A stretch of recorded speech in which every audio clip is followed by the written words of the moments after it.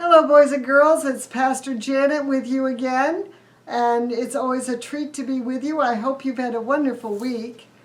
Today we are going to read a story called Best of All by Max Lucado, and it is illustrated by Sergio Martinez. So I look forward to reading it to you. Let's begin. "Higher on the right! Higher on the right!" demanded the mayor. There was no patience in his voice. Chip, the Wemmick, lifting the banner, stretched as high as he could and pounded the nail into the pole. "Better?" He barely asked the question when his ladder began to sway, first to one side and then the next. Crash! Chip grabbed the nail he just hammered and held on. "Perfect!" declared the mayor. "Just perfect!" As Wemmicks ran to the rescue of the dangling worker, the mayor's wife read aloud the words stretched out over the street. "Wemmicksville welcomes Miss Bess Stowall." Oh, she clapped her hands as she spoke. "What a wonderful day! Who would have thought that such a famous person would visit our village? You know what they say, don't you?" Everyone leaned forward. "When it comes to Wemmicks, she's the best of all." Punchinello and Lucia were near enough to overhear her words. Like the rest of the townspeople, they were wooden Wemmicks made by Eli the Wemmick baker. Unlike the rest of the village, they were puzzled.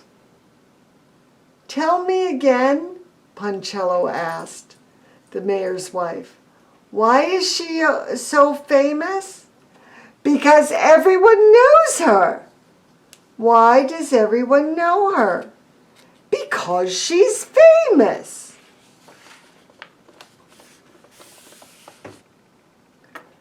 "But why is she coming to Wemmicksville?" Punch asked. The mayor's wife rolled her eyes in disgust. "Haven't you heard? She's here to choose members for the wonderful Wemmicks Club."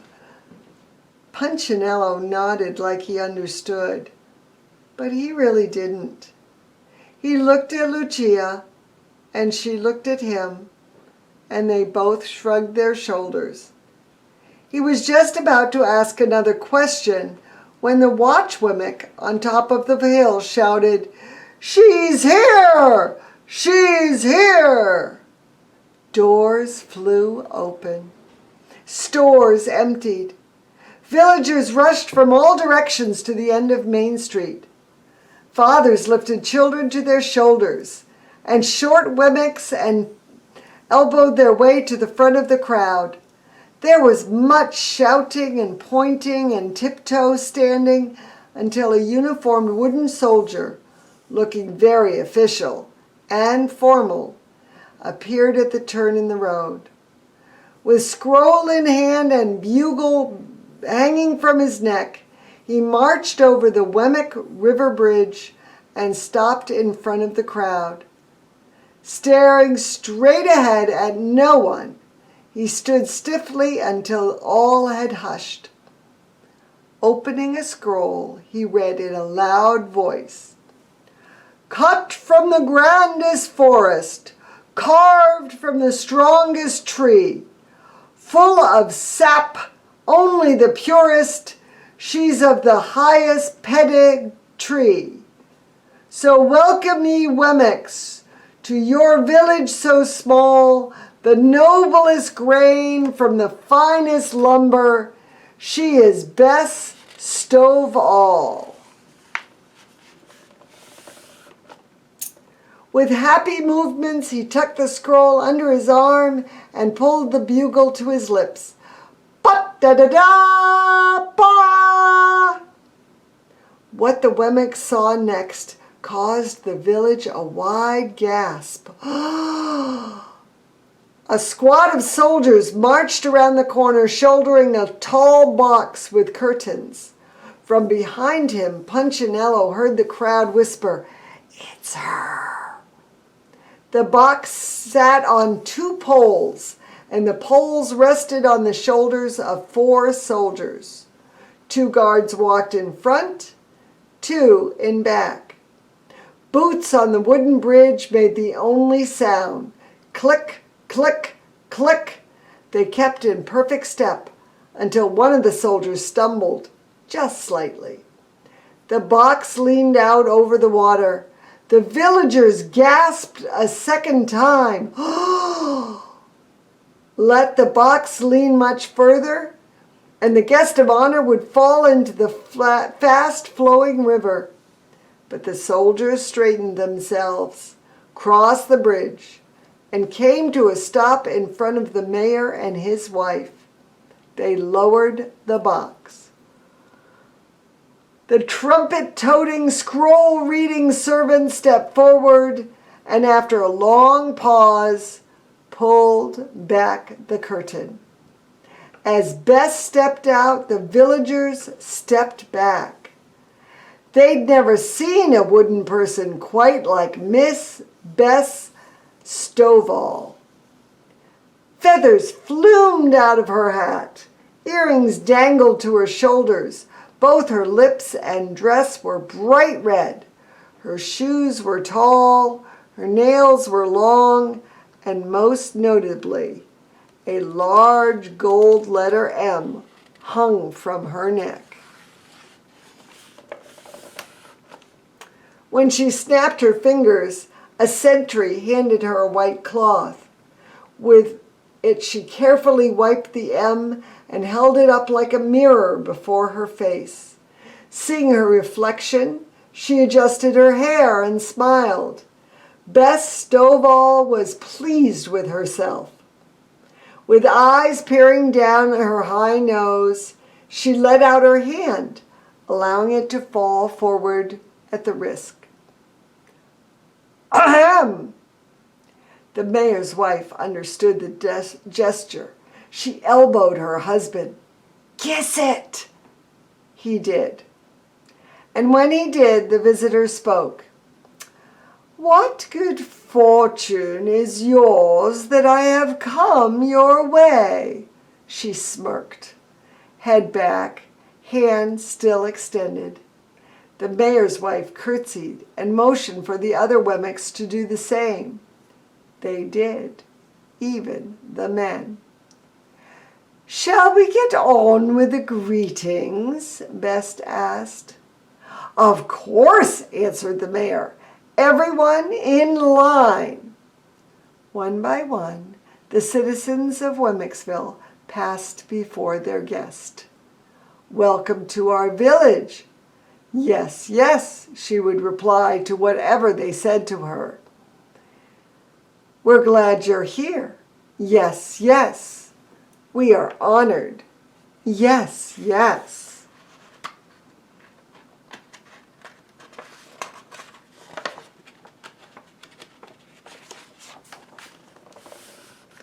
She was less concerned about what they said than what she saw. Occasionally, she would pause and stare deeply at a Wemmick. She examined the nose of the store owner and the ear of his son. She ran a gloved thumb across the hand of the house builder and took a long look at the forehead of the painter. No one knew what she was looking for, and no one asked, although the wife of the mayor acted as if she knew, nodding when the famous guest nodded and sighing when she sighed. The shortest and longest looks were given to Punchinella and Lucia. Upon seeing Punchinella, Bess suddenly stepped back before he could touch her. Lifting her nose and waving, she instructed, Go on! Go on! Stunned, Punch didn't move. He just stood there curious. Move on, her servants repeated with a firm voice. Punchinello did. Excuse me. Lucia started to follow him, not wanting the same treatment. Suddenly, the grand visitor stopped Lucia. My, Bess Stovall admired. What have we here? A smile softened her narrow face. Such fine grain and a nice shade. Are you maple? Lucia didn't understand. Excuse me? Are you made of maple?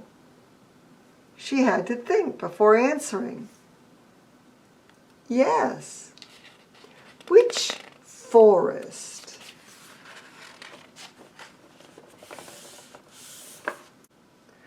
Lucia paused and thought. It took some time to remember. Majestic, she finally answered. Bess placed her hand over her mouth in surprise. Then you and I are of the same family tree. We are? Bess Stovall laughed. Of course. Then she leaned forward and whispered, How nice to find someone of my roots. Stay around, and we will talk. Lucia did. Between greetings, Bess Stovall would make remarks to Lucia beneath her breath, such as, Ugh, what a naughty timber, or such an inferior grove, or definitely from the wrong side of the mountain. Lucia understood none of these comments, but she didn't say so. After all the greetings, Bess signaled for Lucia to step near. Tomorrow we must meet and chat.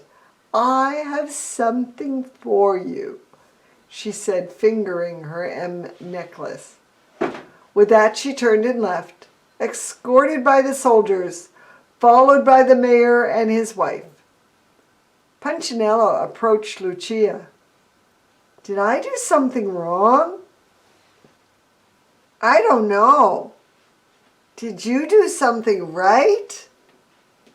I don't know. Why is she so kind to some Wemmicks and rude to others?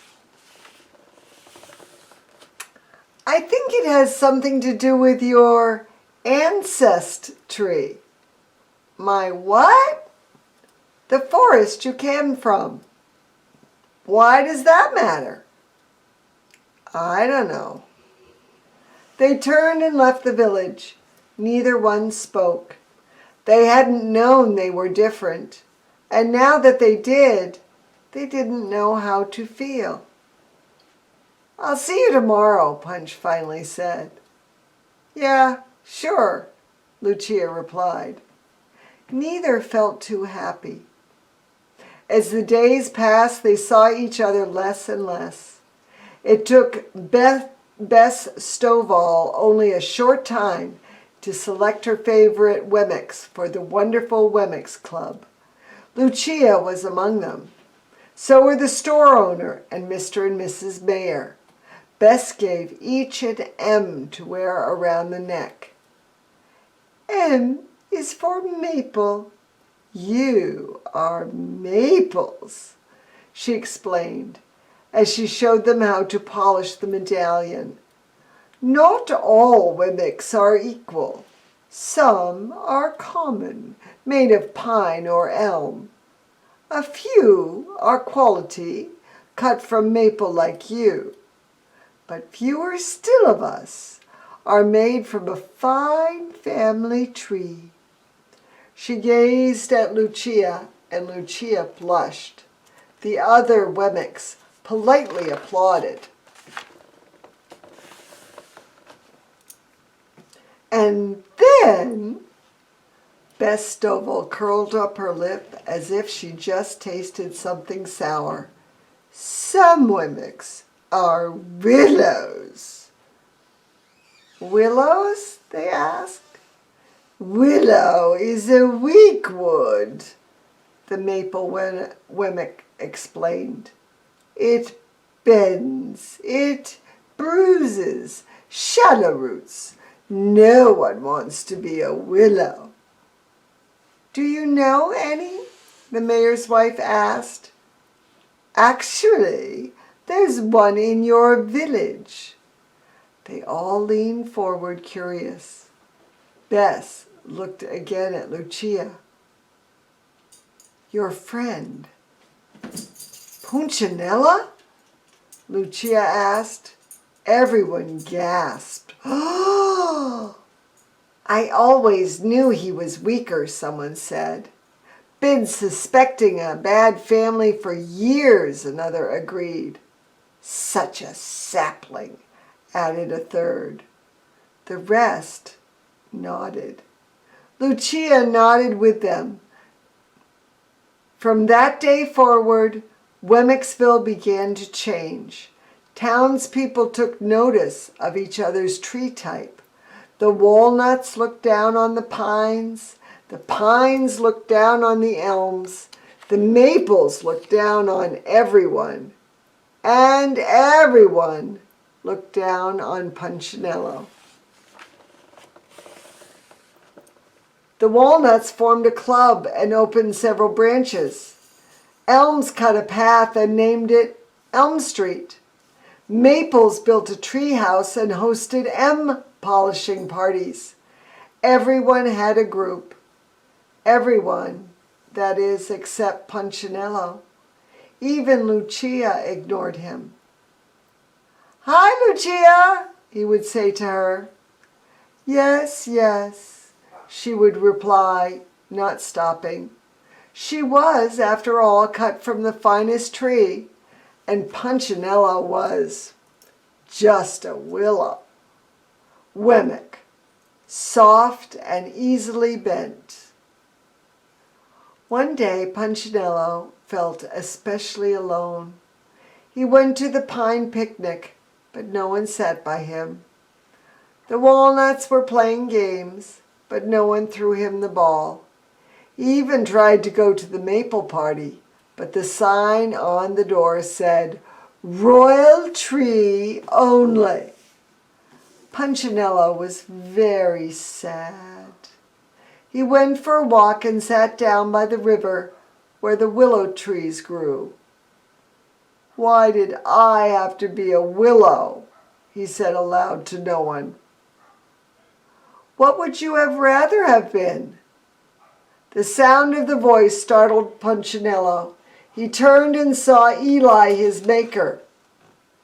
Maple? Eli continued. Would you rather be made of maple? Punchinello did not answer. Both sad and embarrassed, he lowered his head. Eli walked over and lifted Punch's chin with a finger. Other Wemmicks are better, Punchinello told him. Who says? Everyone. Eli sighed and shook his head. Come here. The two walked over to a willow tree and stopped. Punchinello, who do you think knows more, the Wemmicks or the Wemmick maker? Punchinello smiled softly. The maker. Of course I do. Do you think I knew what I was doing when I made you? The look in Eli's eyes convinced Punchinello that he was about to hear something important. You are my special child. You are the way you are because I made you that way. You chose the forest? Yes. You chose my wood? Yes. Willow is just as special as maple? Just as special. Then why do the others treat me like I'm not? Here is someone you could ask. Hi, Punch! This time the voice was Lucia's. Punch turned. "I'm sorry," she said. "I've been listening too much to them and not enough to Eli." Punchinello shrugged. He noticed that she wasn't wearing her M necklace. "That's okay." Both smiled. "Want to go back to the village?" she asked. "Today is the big send-off for Bess Stovall." "Yes, I'd like that." The two said goodbye to Eli and walked around toward Wemmicksville. Many Wemmicks turned when they entered the village. More than one whispered and pointed as Maple Wemmick and the Willow Wemmick walked side by side. But Punchinello and Lucia didn't care. They were glad to be friends again. All of the Wemmicksville turned out to say goodbye to Miss Bess Stovall. She stepped into her box and signaled that she was ready to go. Her soldier escorts marched proudly before her. Her buglers sounded the farewell. Wemmicks lined up on either side of the river to watch. New members of the wonderful Wemmicks Club wore their club t-shirts with pride. Crossing the bridge, the honored guest waved her gold medallion at the crowd. "Farewell, lowly Wemmicks. Perhaps someday I'll honor you again with my presence," she shouted. Bess Stovall leaned out the window of her special box so that everyone could see her. And as she did, she leaned a little bit too far and began falling. Her tumble stopped when her medallion chain caught on the bridge rail. When it snapped in half, she grabbed one end and held on, the river roaring beneath her. The Wemmicks cried in alarm. "Help her!" the mayor's wife shouted. "Save her!" someone yelled. "But no one can reach her," said an onlooker. "I can't hold on much longer," Bess shrieked. Soldiers tried. Wemmicks tried. No success. They were too stiff to bend underneath the bridge. "Let me try," shouted Punchinello. "I'm made of limber lumber." Not waiting for an answer, he ran to the edge of the bridge and sat with his back to the river. "Grab my legs!" When the soldiers did, he leaned back, bent over double, and twisted around until he was hanging upside down. Instantly, he could see the wide-eyed Wemmick. She was clinging to the chain, her feet pulled by the river. "I'm coming," he shouted. Then, to the amazement of everyone, he bent back, until he was under the bridge, reaching for the desperate Bess. "Take my hand," he offered. This time, she didn't care what kind of wood she touched. She grabbed his hand and held on. "You must let go of the chain," Punchinello instructed. Bess obeyed the little Wemmick, letting go of her precious medallion and watching it fall into the river below. Punchinello swung forward, pulling Bess high enough to be grabbed by the soldiers. Within moments, Punchinello and Bess were safe on the bridge and surrounded by Wemmicks. "How did you do that?" everyone asked. "It's easy when you're made of the right wood," he smiled. For several moments, no one spoke. Then from the back of one of the Maple Wemmicks walked up to Punch. He removed his M from his chain and turned it upside down, making a W. "Enough of all this talk about maples. Let's just be Wemmicks." Hanging the W around Punchinello's neck, he added, "Punchinello, you're the Wemmick of the day." One by one, the Wemmicks removed their M's, placing them on the ground near Punchinello. Soon there was a small pile of medallions. Even the mayor and his wife removed theirs, though she took one last look at herself in the M before she set it down. The Wemmicks started back toward town. The last thing anyone could remember about Miss Bess Stovall was seeing the majestic maypole down by the river, searching all alone for her precious gold medallion. As for the villagers, they quit talking about ancestries and decided to just be Wemmicks again. And Punchinello, he had a new job in town. "Say, Punch," a new Wemmick friend asked on the way back to the village, "there's a ball stuck in my chimney. Any chance you could reach it?" And when Punch did, he looked up the hill. Eli was watching from the porch of his house. Punch waved, and his maker smiled. I hope you enjoyed the story. Punchinello learns a very valuable lesson when Eli the woodcarver helps him see that he is special just because the Maker made him. You are special just because God made you. So don't worry about anyone else or what anyone else is doing. You are special just the way you are. And God loves you. So do I. God bless you and have a great week.